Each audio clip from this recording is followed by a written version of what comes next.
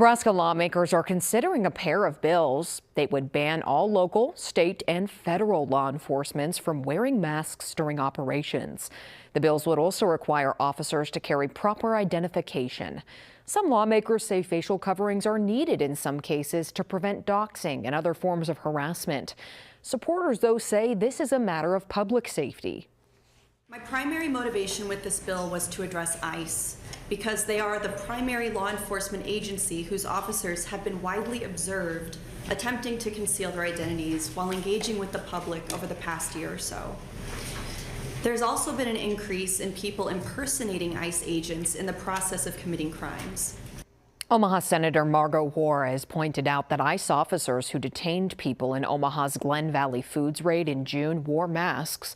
She says it's clear Nebraska needs a measure like this to keep people in the public safe and hold officers accountable. Several members of the public spoke in support of these bills. No one spoke in opposition.